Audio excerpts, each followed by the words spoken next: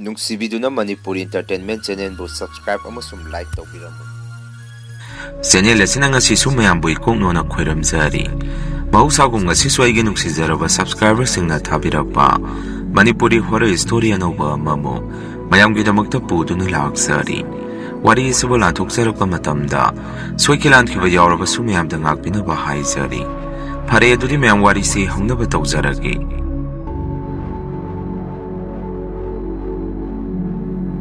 ꯑꯩꯒꯤ ꯃꯤꯡꯁꯦ ꯊꯣꯏꯕ ꯀꯧꯖꯩ꯫ ꯏꯃꯥꯒꯤ ꯆꯦꯒ ꯄꯥꯕꯒ ꯑꯩꯈꯣꯏ ꯃꯔꯤ ꯈꯛꯇ ꯂꯩꯖꯕꯅꯤ꯫ ꯑꯩꯈꯣꯏꯁꯦ ꯈꯨꯡꯒꯪꯗꯒꯤ ꯑꯣꯏꯕꯅꯤꯅ ꯂꯥꯏꯔꯤꯛ ꯂꯥꯏꯁꯨꯒꯤ ꯃꯉꯥꯟꯁꯦ ꯀꯌꯥ ꯎꯔꯝꯗꯦ꯫ ꯏꯆꯦꯁꯨ 10 ꯂꯣꯏꯕꯒ ꯑꯗꯨꯝ ꯇꯣꯛꯈ꯭ꯔꯦ꯫ ꯑꯩꯁꯨ ꯀ꯭ꯂꯥꯁ 10 ꯂꯣꯏꯕꯒ ꯂꯥꯏꯔꯤꯛ ꯃꯈꯥ ꯑꯗꯨꯝ ꯇꯝꯊꯗ꯭ꯔꯦ꯫ ꯕꯕꯥꯁꯨ ꯄꯥꯠ ꯇꯨꯔꯦꯟꯗ ꯉꯥ ꯐꯥꯔꯒ ꯂꯩꯖꯕꯅꯤ꯫ ꯏꯃꯥꯁꯨ ꯂꯥꯡ ꯁꯥꯗꯨꯅ ꯂꯩ꯫ ꯏꯆꯦꯗꯤ ꯃꯈꯨꯠ ꯃꯁꯥ ꯍꯩ ꯍꯥꯏꯗꯨꯅ ꯐꯤ ꯑꯣꯏꯅ ꯁꯥꯔꯝꯃꯤ꯫ ꯑꯩꯁꯨ ꯕꯕꯥꯒꯤ ꯃꯇꯨꯡ ꯏꯟꯗꯨꯅ ꯄꯥꯠꯇ ꯀꯨꯝꯃꯒ ꯉꯥ ꯐꯥꯕ ꯍꯦꯛ ꯌꯥꯎꯏ꯫ ꯏꯃꯥꯒ ꯕꯕꯥꯒꯅ ꯑꯩꯁꯦ ꯏꯝꯐꯥꯜꯗ ꯏꯟꯗꯣꯝꯆꯥꯒꯤ ꯃꯅꯥꯛꯇ ꯂꯩꯔꯒ ꯂꯥꯏꯔꯤꯛ ꯃꯈꯥ ꯇꯝꯊꯅꯕ ꯍꯥꯏ꯫ ꯃꯗꯨꯗ ꯑꯩꯅ ꯃꯤꯒꯤꯗ ꯂꯩꯕ ꯇꯜꯂꯤ, ꯂꯥꯏꯔꯤꯛ ꯃꯈꯥ ꯇꯝꯃꯔꯣꯏ ꯍꯥꯏꯗꯨꯅ ꯌꯥꯔꯝꯗꯦ꯫ ꯏꯆꯦꯒꯤ ꯐꯤꯁꯦ ꯁꯥꯕ ꯍꯦꯛ ꯂꯣꯏꯕꯒ ꯏꯝꯐꯥꯜꯗ ꯆꯠꯇꯨꯅ ꯑꯗꯨꯝ ꯌꯣꯜꯂꯝꯃꯤ꯫ ꯃꯗꯨꯗꯒꯤ ꯐꯪꯉꯛꯄ ꯄꯩꯁꯥꯅ ꯏꯃꯨꯡꯒꯤ ꯑꯋꯥꯠ ꯑꯄꯥ ꯑꯃꯗꯤ ꯑꯩꯒꯤ ꯐꯤꯔꯣꯜ ꯀꯌꯥ ꯑꯃꯁꯨ ꯂꯩꯕꯤꯔꯝꯃꯤ꯫ ꯏꯃꯥꯟꯅꯕ ꯈꯔꯗꯤ ꯏꯝꯐꯥꯜꯗ ꯂꯩꯗꯨꯅ ꯂꯥꯏꯔꯤꯛ ꯇꯝꯕꯁꯨ ꯌꯥꯎꯏ꯫ ꯑꯁꯨꯝꯅ ꯑꯩꯁꯦ ꯏꯃꯥꯟꯅꯕ ꯈꯔꯒ ꯑꯩꯈꯣꯏꯒꯤ ꯈꯨꯜ ꯑꯁꯤꯗ ꯑꯗꯨꯝ ꯂꯩꯍꯧꯔꯦ꯫ ꯕꯕꯥꯅ ꯅꯣꯡꯃ ꯄꯥꯠꯇꯒꯤ ꯍꯜꯂꯛꯄꯗ ꯌꯥꯝꯅ ꯄꯥꯈꯠꯅ ꯂꯥꯛꯄꯗꯣ ꯑꯩꯈꯣꯏꯒ ꯊꯦꯡꯅꯔꯝꯃꯤ꯫ ꯑꯩꯅꯁꯨ ꯀꯩꯗꯧꯔꯒꯦ ꯕꯕꯥ, ꯑꯗꯨ ꯄꯥꯈꯠꯅ ꯂꯥꯛꯏꯗꯨꯅ?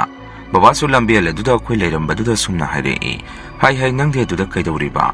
ꯅꯨꯡꯗꯥꯡꯁꯤꯗ ꯂꯥꯛꯑꯣ ꯌꯨꯝꯗ ꯆꯪꯉꯁꯤ꯫ ꯑꯩꯅꯁꯨ ꯆꯪꯉꯛꯑꯗꯕꯅꯤ ꯕꯕꯥ, ꯅꯪ ꯍꯥꯟꯅ ꯆꯪꯉꯝꯃꯣ, ꯑꯩ ꯏꯃꯥꯟꯅꯕꯁꯤꯡꯒ ꯉꯥꯏꯍꯥꯛ ꯂꯩꯍꯧꯈꯤꯒꯦ꯫ ꯕꯕꯥꯅꯁꯨ ꯑꯗꯨꯗꯤ ꯊꯦꯡꯅꯗꯤ ꯂꯩꯔꯛꯀꯅꯨꯀꯣ, ꯃꯊꯦꯡꯗ ꯀꯣꯏꯆꯠꯇ ꯆꯠꯀꯅꯨ꯫ ꯑꯩꯅꯁꯨ ꯍꯣꯏ ꯕꯕꯥ ꯍꯥꯏꯗꯅ ꯑꯩꯁꯦ ꯏꯃꯥꯟꯅꯕ ꯈꯔꯒ ꯃꯐꯝ ꯑꯗꯨꯗ ꯑꯗꯨꯝ ꯂꯩꯍꯧꯔꯝꯃꯤ꯫ ꯕꯕꯥꯗꯤ ꯊꯨꯅ ꯌꯨꯝꯗ ꯆꯪꯈ꯭ꯔꯦ꯫ ꯕꯕꯥꯁꯦ ꯌꯨꯝ ꯍꯦꯛ ꯌꯧꯕꯒ ꯏꯃꯥꯗ ꯃꯩ ꯄꯨꯊꯣꯔꯛꯑꯣ ꯍꯥꯏꯗꯅ ꯏꯃꯥꯗ ꯀꯟꯅ ꯀꯧꯔꯝꯃꯤ꯫ ꯏꯃꯥꯁꯨ ꯀꯩꯗꯧꯔꯕꯖꯥꯠꯅꯣ ꯈꯟꯗꯅ ꯏꯃꯨꯡꯗꯒꯤ ꯃꯩ ꯄꯨꯊꯣꯛꯇꯨꯅ ꯕꯕꯥꯒꯤ ꯃꯅꯥꯛꯇ ꯊꯨꯅ ꯊꯣꯛꯑꯝꯃꯤ꯫ ꯏꯃꯥꯅ ꯀꯩꯗꯧꯔꯒꯦ ꯃꯦ ꯑꯗꯨ ꯀꯟꯅ ꯂꯥꯎꯔꯤꯗꯨꯅ? ꯇꯞꯅ ꯍꯥꯏꯔꯒꯁꯨ ꯑꯗꯨꯝ ꯌꯥꯕꯗꯨꯕꯣ? ꯕꯕꯥꯅꯁꯨ ꯍꯦꯛ ꯊꯨꯗꯕ ꯌꯥꯗꯕ ꯑꯗꯨꯒꯤꯅꯤ ꯑꯩꯅ ꯂꯥꯛꯏꯁꯦ, ꯌꯥꯝꯅ ꯀꯤꯅ ꯂꯥꯛꯏꯖꯥꯅꯤ꯫ ꯃꯩꯗꯣ ꯁꯠ ꯑꯣꯛꯊꯣꯔꯛꯑꯣꯁꯦ, ꯃꯁꯤꯒꯤ ꯅꯨꯄꯤꯁꯤꯗꯤ ꯑꯣꯟꯊꯣꯛꯅ ꯇꯞꯈ꯭ꯔꯦꯗꯀꯣ꯫ ꯕꯕꯥꯒꯤ ꯋꯥꯐꯝ ꯑꯗꯨꯗ ꯏꯃꯥꯁꯨ ꯀꯩꯅꯣꯝꯃ ꯇꯧꯔꯦ ꯈꯪꯗꯅ ꯃꯩꯗꯨꯅ ꯊꯨꯅ ꯕꯕꯥꯒꯤ ꯃꯁꯥꯗꯣ ꯑꯣꯛꯊꯣꯛꯄꯤꯔꯝꯃꯤ꯫ ꯃꯩ ꯑꯣꯛꯄ ꯂꯣꯏꯕꯒ ꯕꯕꯥꯁꯦ ꯏꯃꯥꯗ ꯏꯃꯨꯡꯗ ꯆꯪꯉꯣ ꯍꯥꯏꯔꯝꯃꯒ ꯊꯨꯅ ꯌꯥꯝꯅ ꯄꯥꯈꯠꯅ ꯕꯕꯥꯗꯤ ꯏꯃꯨꯡꯗ ꯆꯪꯈꯤ꯫ ꯏꯃꯥꯁꯨ ꯕꯕꯥꯒꯤ ꯃꯇꯨꯡ ꯏꯟꯅꯗꯨꯅ ꯀꯩꯗꯧꯔꯒꯦ, ꯅꯪꯕꯨ ꯅꯁꯥꯗꯨꯕꯨ ꯏꯐꯤꯡ ꯐꯤꯡꯉꯤꯗꯨꯕꯣ? ꯕꯕꯥꯅꯁꯨ ꯍꯥꯏ ꯅꯨꯄꯤ, ꯑꯩ ꯉꯁꯤꯗꯤ ꯌꯥꯝꯅ ꯇꯟꯕ ꯊꯧꯗꯣꯛ ꯑꯃ ꯊꯦꯡꯅꯔꯦ꯫ ꯏꯃꯥꯅꯁꯨ ꯀꯩꯗꯧꯕꯤꯔꯒꯦ ꯍꯥꯏꯔꯤꯁꯤꯕꯣ? ꯀꯔꯤꯅꯣ ꯊꯦꯡꯅꯔꯤꯗꯨꯕꯣ? ꯏꯃꯥꯒꯤ ꯋꯥꯐꯝ ꯑꯗꯨꯗ ꯕꯕꯥꯅꯁꯨ ꯁꯨꯝꯅ ꯈꯨꯝꯃꯛꯏ꯫ ꯑꯩꯈꯣꯏꯒꯤ ꯈꯨꯟꯖꯤꯟꯒꯤ ꯂꯝꯂꯣꯡ 3 ꯐꯥꯡꯕꯗꯣ, ꯑꯗꯨꯗ ꯑꯩꯅ ꯄꯥꯠꯇꯒꯤ ꯍꯜꯂꯛꯄꯗ ꯃꯤ ꯑꯃ ꯑꯩꯒꯤ ꯃꯥꯡꯁꯤꯗ ꯆꯠꯂꯝꯃꯤ꯫ ꯑꯗꯣ ꯑꯩꯅ ꯉꯥꯏꯍꯥꯛꯇꯪ ꯂꯩꯊꯣꯛꯑꯒ ꯂꯥꯡꯁꯤ ꯑꯃꯨꯛ ꯌꯦꯡꯉꯨꯕꯗ ꯃꯥꯡꯗ ꯆꯠꯂꯝꯕꯗꯣ ꯍꯦꯛꯇ ꯂꯩꯔꯝꯗꯕꯒꯤ ꯋꯥꯅꯤ꯫ ꯑꯗꯨꯒ ꯑꯩꯒꯤ ꯇꯨꯡꯁꯤꯗ ꯀꯅꯥꯅꯣꯃꯅ ꯏꯟꯅꯔꯛꯄꯒꯨꯝ ꯃꯁꯛ ꯎꯗꯕ ꯑꯃꯅ ꯁꯣꯔꯣꯠ ꯍꯥꯏꯗꯅ ꯇꯥꯟꯅꯔꯛꯏ꯫ ꯏꯃꯥꯅꯁꯨ ꯍꯩꯃꯥꯗꯨꯗꯤ ꯀꯃꯥꯏꯅ ꯇꯧꯔꯤꯕ? ꯑꯩꯅ ꯍꯥꯏꯗꯨꯅꯤ ꯈꯔ ꯉꯟꯅ ꯌꯨꯝꯗ ꯍꯟꯕꯤꯔꯛꯑꯣ ꯍꯥꯏꯗꯅ꯫ ꯃꯣꯏ ꯄꯥꯕꯨꯡꯁꯤꯗ ꯉꯥ ꯐꯥꯅꯤꯡꯉꯤꯅꯦ ꯍꯥꯏꯗꯅ ꯃꯤ ꯃꯌꯥꯝꯅ ꯍꯟꯅꯈ꯭ꯔꯒꯁꯨ ꯊꯦꯡꯅ ꯍꯦꯛꯇ ꯂꯩꯍꯧꯏ꯫ ꯕꯕꯥꯅꯁꯨ ꯍꯩ ꯃꯌꯥꯝ ꯐꯥꯕꯗꯨꯗꯒꯤ ꯑꯩꯅ ꯀꯣꯟꯅ ꯂꯩꯍꯧꯕꯗꯨꯅ ꯃꯗꯨꯅ ꯍꯦꯜꯂꯤ ꯉꯥ ꯌꯥꯝꯅ ꯐꯥꯕ꯫ ꯏꯃꯥꯅꯁꯨ ꯃꯌꯥꯝ ꯑꯃ ꯐꯥꯕꯗꯨꯅꯅꯤ ꯈꯨꯗꯣꯡꯊꯤꯕ ꯇꯥꯗꯣꯔꯤꯗꯣ꯫ ꯈꯨꯟꯖꯤꯟꯒꯤ ꯂꯝꯂꯣꯡ 3 ꯐꯥꯡꯕ ꯑꯗꯨꯗꯤ ꯃꯤꯅ ꯍꯥꯏꯅꯔꯤꯕꯅꯤ ꯃꯊꯦꯡꯗ ꯏꯊꯟꯗ ꯆꯠꯀꯅꯨ ꯍꯥꯏꯗꯅ꯫ ꯕꯕꯥꯅꯁꯨ ꯍꯣꯏꯁꯦ ꯌꯥꯔꯦꯁꯦ, ꯑꯗꯣ ꯅꯣꯏꯕꯨ ꯆꯥꯛ ꯆꯥꯔꯕꯣ? ꯀꯔꯤ ꯏꯟꯁꯥꯡ ꯊꯣꯡꯒꯦ? ꯏꯃꯥꯅꯁꯨ ꯆꯥꯗ꯭ꯔꯤ, ꯉꯁꯥꯏꯗꯒꯤ ꯉꯥꯏꯔꯤꯕꯅꯤ, ꯆꯥꯛꯁꯨ ꯂꯥꯝꯕꯅ ꯂꯣꯏꯔꯦ꯫ ꯅꯆꯥꯅꯨꯄꯥꯗꯁꯨ ꯉꯁꯥꯏ ꯅꯨꯡꯊꯤꯟꯗꯒꯤ ꯊꯣꯛꯈꯤꯕꯅꯤ, ꯍꯧꯖꯤꯛ ꯐꯥꯎꯕ ꯍꯜꯂꯛꯇꯦ꯫ ꯕꯕꯥꯅꯁꯨ ꯃꯥꯗꯤ ꯑꯁꯥꯏꯗ ꯃꯃꯥꯟꯅꯕꯁꯤꯡꯒ ꯂꯩꯍꯧꯕꯅꯤ꯫ ꯑꯩꯅꯁꯨ ꯆꯪꯉꯛꯑꯣ, ꯃꯊꯦꯡꯗ ꯀꯨꯏꯅ ꯂꯩꯒꯅꯨ ꯍꯥꯏꯔꯝꯕꯅꯤ꯫ ꯈꯪꯗꯦ ꯃꯁꯤ ꯑꯉꯥꯡꯁꯤꯁꯨ ꯀꯗꯣꯝꯗ ꯊꯣꯛꯇꯣꯔꯤꯅꯣ? ꯏꯆꯦꯅꯁꯨ ꯏꯃꯥꯗ ꯁꯨꯝꯅ ꯍꯥꯏ꯫ ꯏꯃꯥ ꯊꯣꯏꯕꯁꯦ ꯂꯥꯏꯔꯤꯛ ꯇꯝꯍꯟꯈꯤꯁꯤ, ꯄꯩꯁꯥ ꯇꯥꯟꯕꯗꯤ ꯑꯩꯈꯣꯏ ꯑꯍꯨꯝꯅ ꯑꯗꯨꯝ ꯇꯥꯜꯂꯒꯁꯨ ꯌꯥꯏ꯫ ꯏꯃꯥꯅꯁꯨ ꯑꯃꯨꯛ ꯌꯥꯗ꯭ꯔꯤꯁꯤꯅꯤ ꯏꯕꯦꯝꯃ, ꯑꯩꯈꯣꯏꯁꯨ ꯃꯁꯥꯅ ꯌꯥꯗ꯭ꯔꯒꯕꯨ ꯀꯔꯤ ꯎꯄꯥꯏꯗꯤ ꯂꯩꯒꯦ? ꯅꯅꯥꯎ ꯅꯨꯄꯥꯒꯤ ꯃꯤꯍꯨꯟ ꯈꯪꯂꯤꯕ ꯅꯠꯇ꯭ꯔꯣ ꯅꯪꯁꯨ? ꯕꯕꯥꯅ ꯌꯥꯔꯦ ꯆꯥꯛ ꯆꯥꯊꯣꯛꯑꯁꯤ, ꯊꯦꯡꯉꯦ꯫ ꯑꯩꯁꯨ ꯋꯥꯔꯦ, ꯉꯁꯤ ꯅꯨꯃꯤꯠ ꯑꯃ ꯄꯥꯠꯇ ꯀꯨꯝꯂꯨꯕꯒꯤ ꯏꯁꯥꯁꯦ ꯂꯣꯏꯅ ꯄꯗ꯭ꯔꯛ ꯇꯥꯔꯦ꯫ ꯑꯁꯨꯝꯅ ꯑꯩꯁꯨ ꯇꯥꯟꯖꯥ ꯑꯗꯨꯗ ꯌꯨꯝꯗ ꯍꯟꯖꯜꯂꯝꯃꯤ꯫ ꯏꯃꯥꯅ ꯑꯩ ꯍꯜꯂꯛꯄ ꯎꯕꯗꯨꯗ, ꯍꯩꯃ ꯊꯣꯏꯕ ꯅꯪꯁꯨ ꯍꯜꯂꯛꯑꯕ? ꯂꯥꯛꯑꯣ ꯆꯥꯛꯁꯦ ꯄꯨꯟꯅ ꯆꯥꯍꯧꯔꯁꯤ꯫ ꯑꯩꯅꯁꯨ ꯀꯔꯤ ꯏꯟꯁꯥꯡꯅꯣ ꯏꯃꯥ? ꯑꯩꯅ ꯑꯗꯨꯝꯅ ꯍꯪꯂꯨꯕꯗꯨꯗ ꯏꯃꯥꯅ ꯀꯥꯡꯁꯣꯏ ꯊꯣꯡꯉꯤ, ꯍꯥꯎꯗꯣꯏꯖꯥꯠꯅꯤ, ꯂꯥꯛꯑꯣ ꯆꯥꯔꯁꯤ꯫ ꯑꯁꯨꯝꯅ ꯄꯨꯟꯅ ꯆꯥꯛꯇꯣ ꯆꯥꯃꯤꯟꯅꯔꯝꯃꯤ꯫ ꯕꯕꯥꯅ ꯆꯥꯛ ꯆꯥꯅ ꯑꯩꯉꯣꯟꯗ ꯁꯨꯝꯅ ꯍꯥꯏꯔꯛꯏ꯫ ꯏꯕꯨꯡꯉꯣ, ꯃꯊꯦꯡꯗ ꯅꯪꯕꯨ ꯑꯩꯅ ꯃꯄꯥꯟꯗ ꯊꯣꯛꯀꯅꯨ ꯍꯥꯏꯕ ꯅꯠꯇ꯭ꯔꯣ? ꯑꯩꯅꯁꯨ ꯕꯕꯥ ꯃꯤ ꯏꯃꯥꯟꯅꯕ ꯂꯥꯛꯄꯒꯤ ꯉꯥꯏꯍꯥꯛ ꯊꯣꯛꯎꯕꯅꯤ, ꯀꯩꯗꯧꯔꯒꯦ ꯑꯩꯅ ꯉꯥꯏꯍꯥꯛ ꯆꯠꯂꯨꯕꯁꯤꯗ? ꯕꯕꯥꯅꯁꯨ ꯆꯠꯀꯅꯨ ꯍꯥꯏꯕ ꯅꯠꯇꯦꯅꯦ, ꯅꯨꯡꯊꯤꯟ ꯅꯣꯡꯃꯥꯡ ꯉꯥꯏꯍꯥꯛꯇꯪ ꯆꯠꯂꯨꯔꯒꯁꯨ ꯅꯨꯃꯤꯠ ꯇꯥꯔꯒꯗꯤ ꯌꯨꯝꯗ ꯍꯜꯂꯛꯎ꯫ ꯏꯄꯥꯅ ꯊꯦꯡꯅꯔꯤꯁꯦ ꯁꯨꯃꯥꯏꯅ ꯊꯦꯡꯅꯗꯅꯕ, ꯅꯠꯇ꯭ꯔꯒꯗꯤ ꯅꯣꯏ ꯑꯩꯅ ꯊꯦꯡꯅꯔꯤꯁꯦ ꯊꯦꯡꯅꯔꯒꯗꯤ ꯅꯣꯏꯁꯨ ꯑꯐꯕ ꯑꯣꯏꯔꯣꯏ꯫ ꯑꯩꯅꯁꯨ ꯀꯔꯤ ꯊꯦꯡꯅꯕꯅꯣ ꯍꯥꯏꯔꯤꯁꯤꯕꯣ?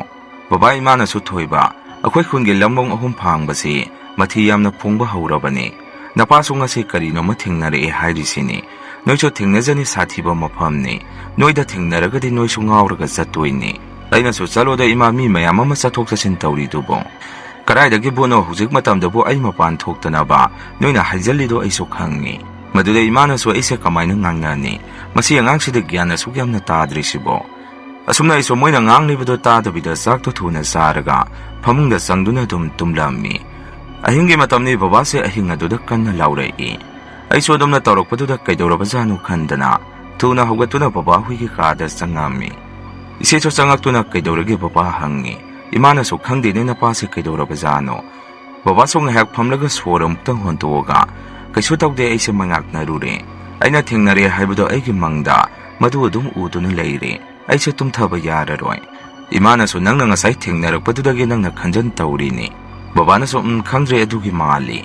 ꯏꯆꯦꯅ ꯑꯗꯨꯗꯤ ꯕꯕꯥ ꯍꯌꯦꯡꯗꯣ ꯂꯝꯂꯣꯡ ꯑꯍꯨꯝ ꯐꯥꯡꯕ ꯑꯗꯨꯗ ꯑꯃꯨꯛꯇꯪ ꯆꯥꯛ ꯆꯥꯗꯨꯝ ꯑꯍꯨꯝꯈꯛ ꯇꯥꯔꯒ ꯊꯥꯗꯣꯛꯎꯁꯤ. ꯕꯕꯥꯅꯁꯨ ꯑꯗꯨꯅ ꯐꯔꯅꯤ ꯍꯥꯏꯗꯅ ꯑꯩꯈꯣꯏꯁꯨ ꯑꯃꯨꯛ ꯀꯥꯗ ꯆꯪꯉꯛꯇꯨꯅ ꯇꯨꯝꯅꯔꯝꯃꯤ. ꯅꯣꯡꯉꯥꯟꯕꯒ ꯏꯃꯥꯅ ꯆꯥꯛ ꯐꯖꯅ ꯊꯤꯗꯣꯛꯇꯨꯅ ꯕꯕꯥꯒ ꯑꯩꯈꯣꯏ ꯄꯨꯟꯅ ꯂꯝꯂꯣꯡ ꯑꯍꯨꯝ ꯐꯥꯡꯕ ꯑꯗꯨꯗ ꯂꯥꯛꯑꯝꯃꯤ. ꯑꯗꯨꯒ ꯑꯩꯈꯣꯏꯅ ꯄꯨꯔꯛꯏꯕ ꯆꯥꯛꯇꯣ ꯆꯥꯛ ꯆꯥꯗꯨꯝ ꯑꯍꯨꯝ ꯇꯥꯔꯒ ꯃꯐꯝ ꯑꯗꯨꯗ ꯀꯠꯊꯣꯛꯑꯝꯃꯤ. ꯀꯠꯊꯣꯛꯄ ꯂꯣꯏꯔꯗꯨꯅ ꯑꯩꯈꯣꯏꯁꯦ ꯌꯨꯝꯗ ꯑꯃꯨꯛ ꯍꯜꯂꯛꯅꯔꯝꯃꯤ. ꯌꯨꯝ ꯌꯧꯔꯒ ꯑꯩꯈꯣꯏꯁꯨ ꯆꯥꯛ ಚಾಥೋಸಿ ꯍꯥꯏꯗꯅ ꯄꯨꯟꯅ ꯑꯃꯨꯛ ꯆꯥꯛ ꯆꯥꯃꯤꯟꯅꯔꯦ. ꯃꯇꯝ ꯈꯔ ꯂꯩꯔꯒ ꯕꯕꯥꯁꯤ ꯃꯁꯥ ꯀꯟꯅ ꯉꯝꯃꯛꯇꯕꯗꯒꯤ ꯗꯣꯛꯇꯔ ꯀꯧꯗꯨꯅ ꯌꯦꯡꯍꯜꯂꯝꯃꯤ. ꯗꯣꯛꯇꯔꯁꯤꯡꯗꯨꯅꯁꯨ ꯐꯅꯤ ꯇꯃꯛ ꯍꯥꯏꯔꯛꯏ. ꯍꯤꯗꯥꯛ ꯒꯨꯂꯤꯁꯨ ꯃꯌꯥꯝ ꯑꯃ ꯊꯥꯔꯛꯏ. ꯑꯁꯨꯝꯅ ꯕꯕꯥꯁꯤ ꯃꯁꯥꯗꯣ ꯅꯣꯡꯃ ꯅꯣꯡꯃꯒꯤ ꯁꯣꯟꯖꯜꯂꯛꯄ ꯍꯦꯜꯂꯛꯏ. ꯏꯆꯦꯅꯁꯨ ꯏꯃꯥꯗ ꯁꯨꯝꯅ ꯍꯥꯏ, ꯏꯃꯥ ꯕꯕꯥꯒꯤ ꯃꯁꯥꯁꯦ ꯁꯣꯟꯊꯕ ꯁꯨꯝ ꯍꯦꯜꯂꯛꯏꯁꯤ ꯃꯁꯤ ꯀꯃꯥꯏꯅ ꯇꯧꯔꯤꯕꯖꯥꯠꯅꯣ? ꯏꯃꯥꯅꯁꯨ ꯈꯪꯗꯦꯅꯦ ꯏꯕꯦꯝꯃ, ꯗꯣꯛꯇꯔꯅꯗꯤ ꯐꯅꯤ ꯀꯔꯤꯁꯨ ꯇꯧꯔꯣꯏ ꯍꯥꯏ. ꯏꯆꯦꯅꯁꯨ ꯑꯗꯣ ꯏꯃꯥ ꯃꯥꯏꯕ ꯑꯃꯨꯛꯇꯪ ꯌꯦꯡꯊꯣꯛꯁꯤꯔꯣ? ꯑꯗꯨꯅ ꯐꯒꯗ꯭ꯔꯥ? ꯂꯥꯏꯇꯤꯟꯒꯤꯁꯨ ꯈꯔ ꯌꯥꯎꯔꯝꯒꯗꯕ ꯃꯥꯜꯂꯤ.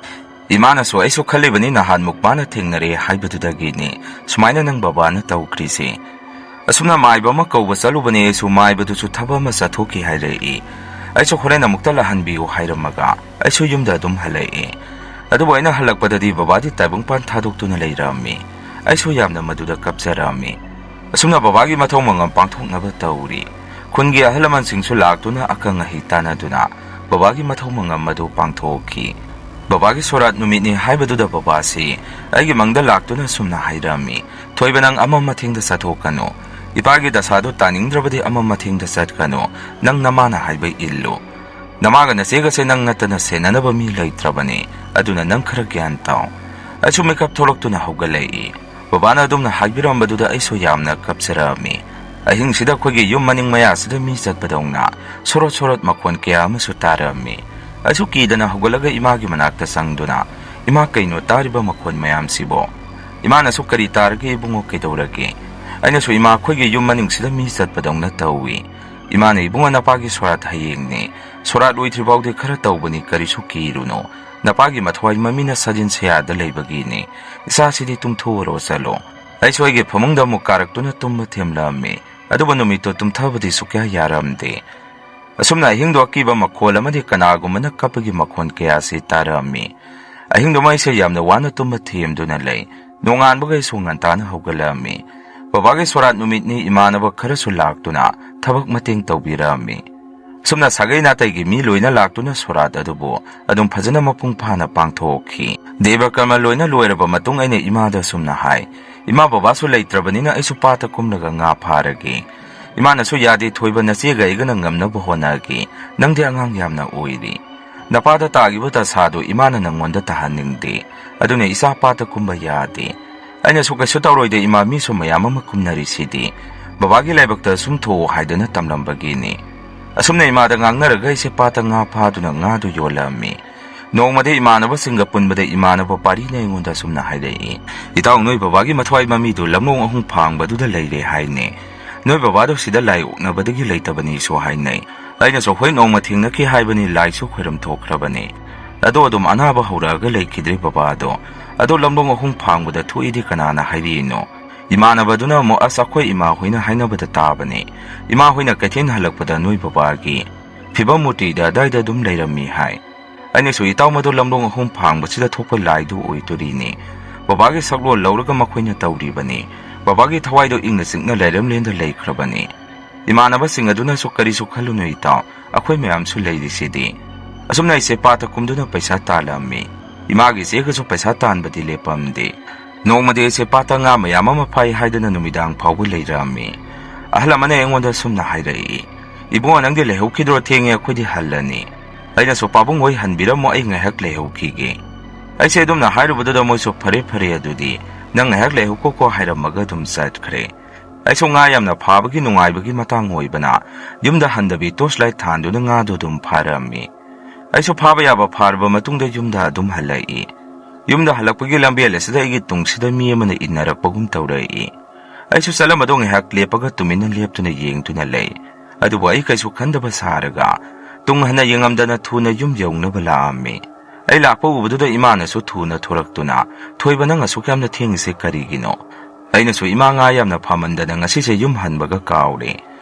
aina hallagena tawrakpadadi pungso thengaga leiramme madudage so thuna yumda dum halisini imana so adu thoiba nang sumaina hengkhadi thengna leigano ima yamna pakhalli nangi baba so sumna thengna halakpadagi ni khudong thiba takribado isadadi madu tahaningde aina so kaiso tawroiba ima yamna pukanda khanjangano ai karimata tawroi asumna iso khongkot hamdolaga isena sak thidoraktuna akhoi so punna saminare aise mangda baba se nuktige dum urame aduna ise mangak na basu yamna toina tawi nongalaga ina imada sumna hai ima mangda baba se toina ui baba gi kari penda ba leira bazano imana so kari su khalunoda nang baba ubabu kaidawi ge isana yamna nungai targana huren chak chadum ahum khak kathoksi adumna tawragadi kari su tawroi aina so hoi hadana iso pata chatpada senaba phidu madu selaga pata muk thorami numitu so nga mayama ma phadana ise yumda halakpagi lambenda imanaba kharasu thengnai aina so moida karaida salurino itaw singbo hangami imanaba singa duna so nang thengnaba yamna phare akhuse nangonda wa mata tamamgi tawramini aina so kari wanu itaw engonda dum hairao imanaba singduna engonda nungaitana yengduna sumna hairei itaw sigi lamlong ahum phangbasida noi babagi masak mawong manba madum thoi hainare ai ngarang thabak halakpada thengnai ai suki dana yumda thuna dum chensalabani lakai mina so loina hainarabani adunagi nongmata thengna dro aina so kaino nei taw haidobo aidi nongmata thengna de madubo ithokpa yaba warane aigi waphamadуда imanaba singaduna mo nang nongma thengnaragadi soidana khangani ai so moina dumna harakpaduda wakhanse yamna nungai jaramde imanaba singaduna so phari taw adude khoi amuk chakhragi adumaina numito dum kainarami aiso nokphe tawduna phare se taw noisu yauro aiso changkhrage asumna aiso yumda wakhan nungaitana dum halai imana ingonda yengduna sumna hangei kedaurage nei bungo nangona saga nungaitrabo ituk tharaga aina so imagi manakta changsanduna ima lamlong ahum phangba sida babagi masak mong dongna tawba thui harisibo masibo chumduri bazaro imana so kanana hari noi bungo oiramoi aina so mi loina manga ingonda hairabani imana so sese ima wa haige lamlong ahum phangba du lai thokpani nang babana handak lekhidaba du da isoduna sayon tawduna thoklibani aduda moina so nang babagi sakta moina ubani mamang haktaktagi hongna sikiba migi masak mong lawduna isoraduna mi hekta lawbani adugini moina nang babagi masak mong dawna tawba ui hairibadu nang so madu uragadi yumda thuna halau aina so khwat ima harga imungda sangduna phi hongdoga aisa mapande irujarami asumna ina irujaba loiraga ina imada asumna amukka hangi ima ngasidi ngan suyamna ngali nga singse khari yolusu thangnabe ine hoida su khari yonsallu ayuta kaithen chatraga so yanaba imana so hoida haramaga nga singadu puduna satkhi asumna ngayak leiraga imana nga du loina lahore haidana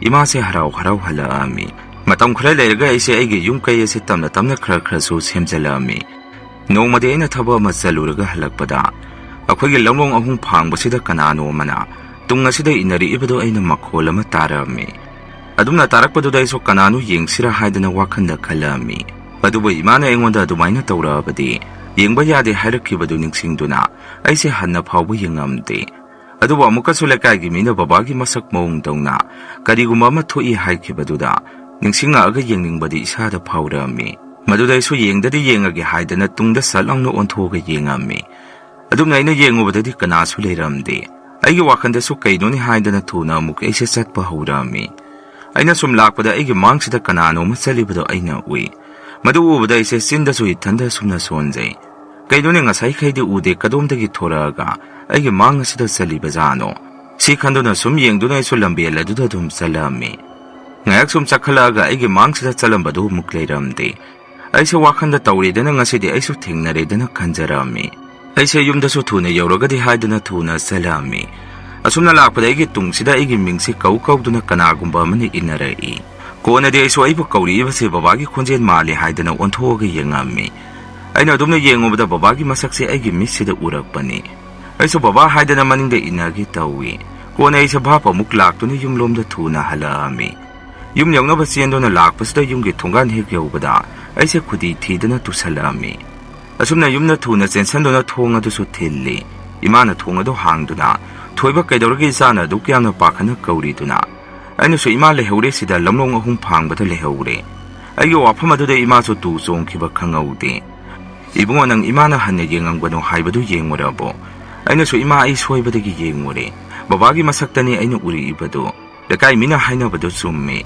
ayamna kire ima aigi wafam aduda isena su imada sumna hai kamaina tongni ima angang se maiba mathuna yengausi natragadi soiba tare imana so aduna pharani ibe ma haidana imana maiba ma kauba satki aisu tumina phamduna leiri ngayak leraga ima so thuna halaktuna iseda ibema oza maibadi lehudene nongnini leraga halakani haihawi isena so ima angang se mayok thokpiyo khuju lekham go leraga de kitang thadokpiyo imana so hoi thadena khuju lekham do thaduomi aisu ngayak hiptharami adu wa igi sa se phukang da khangba kaigumba amada tawba horei image segana ahing supama ibu sena birami adumna senarabaso ise akia khang isada choron paron pungang da ngangba aigi tawdudagi image sega so yamna kapsarami imana soigi kokta nan thabiraga sumna hai isa kari su tawro isa kari mata tawba yaroi haidana nongnini leraga maibado aigi yumda lakpirami maiba lakpa ubaduda ima so yamna harauna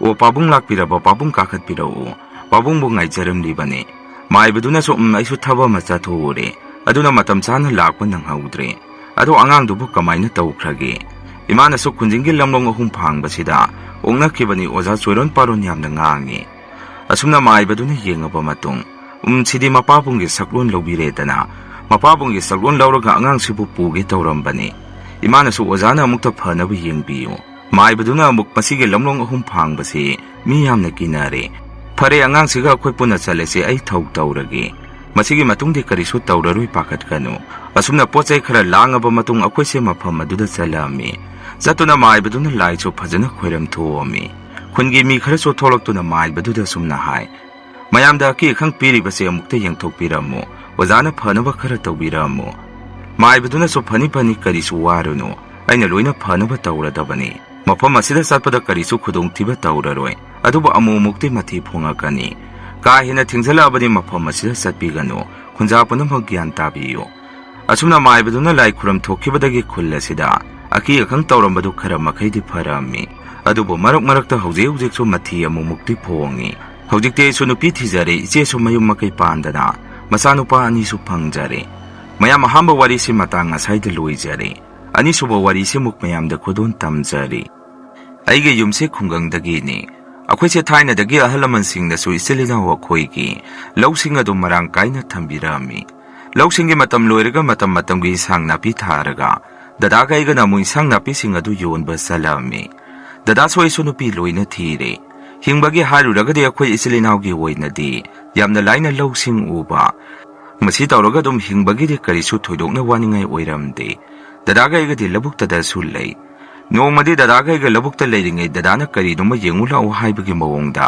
magi manakta ise kausalai aiso kaino dada haidana sangsalubada akhoi gi labuk matai oirapna mina lai sanarambagi polam charam khara targa leirambasi aina su urami dadana so toma kari mangi sibo amadu oiri bazaro kanana bu toksalami janu hangai aina somuk dada isu malini laitin sanarambagi ado asai gi mina oiri bazara natraga tainariba khunsigi mina tawramizara dadana muk khangde adudi akhusu uhaudabanina hengai ko khuna hekta sokhino lichai matek ama tawraga lama tat amada hapaga asaida lamna hundokisi aina so hoi dada pairoi da sum kai kaino yengbani phanek machet na tabak kaino pasa ama yaurisina dadana muk khangde lause thabak haudringai adu hana khundoga mukta hundosi asumna dadaga aigase poso adu khunadi sokpa thengba tawrudre lisei tawraga lada hapaga phajana yumsalaga lamna mafam jana hunduami adugu labukta makha na dadaga aiga thabak to amuk surami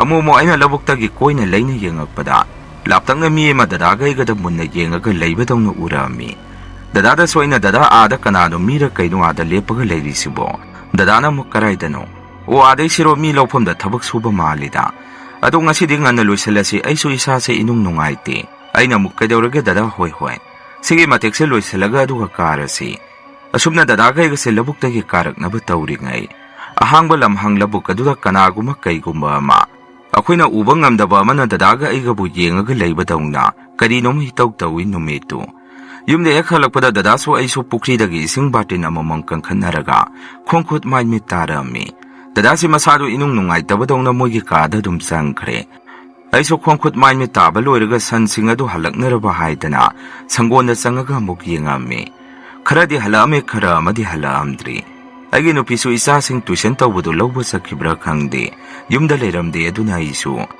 moi yenguboina halaktriba sansing du so saida yawraba yenguge haidana furit amadi hongtoga islam jawda mukthora ami kaithin masada khongna sum thorakpada agi nupi angangde moi halakpadi ainu urami isa singna su baba haidana inakta sensalai maduda ina noi halabo salona maga yumda sangamu agi nupi na muk halakpada ngaribo karing sang thongamuge aina su yada yaida araiba ma thongzalamu ai san halaktaba khara yauri madu yengakhige noi sangamu agi nupi angang su moi su loina sangkhre aichu sansing adu sum thirakpada moise labuklomda loina kuma mani khangakpada gi labuklomda isi amukla ami haibaga tawbaga khoi sansing adu labukta loina leirami aichu moi sing adu sum hoi hoidana numitang wairamgi mamli tawba marak adu da sum hoigalakpada ngasai wai dadaga igana kari noma thengnarakpa mapa akhoi gi lawpham aduda musi chap yungba wangthang wangba ma masi lengdana lepaga leibadu aina urai wakanda soina kaino adexidi asai mapadani